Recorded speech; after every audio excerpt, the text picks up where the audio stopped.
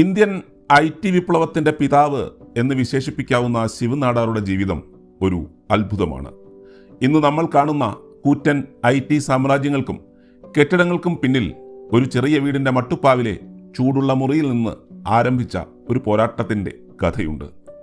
ഇന്ന് ലോകമെമ്പാടും ലക്ഷക്കണക്കിന് ജീവനക്കാരുള്ള ഹിന്ദുസ്ഥാൻ കമ്പ്യൂട്ടേഴ്സ് ലിമിറ്റഡ് എന്ന HCL കമ്പനി എങ്ങനെയാണ് തുടങ്ങിയതെന്ന് അറിയാമോ? അത് ഒരു വലിയ ബിസിനസ് കോൺഫറൻസ് ഹാളിലല്ല, മറിച്ച് ഡൽഹിയിലെ ഒരു ബർസാത്തിയിലായിരുന്നു. ബർസാത്തി എന്ന് പറഞ്ഞാൽ ഒരു വീടിൻ്റെ മട്ടുപ്പാവിലെ ചെറിയ മുറി. 1970കളിൽ ശിവനാടാർ DCM എന്ന വലിയ കമ്പനിയിൽ നല്ല ശമ്പളമുള്ള ജോലി ചെയ്യുകയായിരുന്നു. എന്നാൽ മറ്റൊരാളുടെ കീഴിൽ ജോലി ചെയ്യുന്നതിനേക്കാൾ സ്വന്തമായി എന്തെങ്കിലും ചെയ്യണമെന്ന വാശി അദ്ദേഹത്തിനുണ്ടായിരുന്നു. അങ്ങനെ 1976 തൻ്റെ സുഹൃത്തുക്കളായ 7 പേർക്കൊപ്പം ആ ജോലി അദ്ദേഹം രാജിവെച്ചു. അന്ന് ഇന്ത്യയിൽ കമ്പ്യൂട്ടറുകൾ അത്ര പരിചിതമല്ലായിരുന്നു. കയ്യിലുണ്ടായിരുന്നത് വെറും 1.8 ലക്ഷം രൂപ മാത്രം. ഡൽഹിയിലെ ആ ചെറിയ മട്ടുപ്പാവിലിരുന്ന് അവരൊരു സ്വപ്നം കണ്ടു: ഇന്ത്യയിൽ കമ്പ്യൂട്ടറുകൾ നിർമ്മിക്കുക. 1977 ലോകത്തെ ഏറ്റവും വലിയ ടെക് കമ്പനികളിലൊന്നായ IBM ഇന്ത്യ വിട്ടുപോയ സമയം. അതൊരു വലിയ പ്രതിസന്ധിയായിരുന്നു. പക്ഷേ ശിവനാടാർ അതിനെ ഒരു സുവർണാവസരമായി കണ്ടു.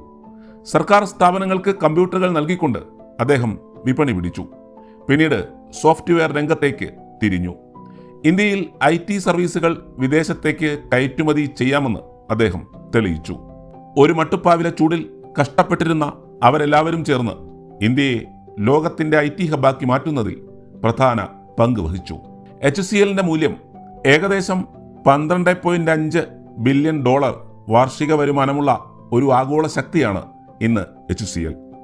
ഇന്ത്യയിലെ ഏറ്റവും വലിയ 3ാമത്തെ സമ്പന്നനായി അദ്ദേഹത്തെ പലപ്പോഴും തിരഞ്ഞെടുക്കപ്പെട്ടിട്ടുണ്ട്. തൻ്റെ സമ്പാദ്യത്തിലെ വലിയൊരു ഭാഗം വിദ്യാഭ്യാസത്തിനും പാവപ്പെട്ട കുട്ടികളെ സഹായിക്കാനുമായി ശിവനാടാർ ഫൗണ്ടേഷൻ വഴി അദ്ദേഹം നൽകുന്നു. ഏതാണ്ട് $1 ബില്യൺ അദ്ദേഹം ഇതിനോടകം ദാനം ചെയ്തു കഴിഞ്ഞു.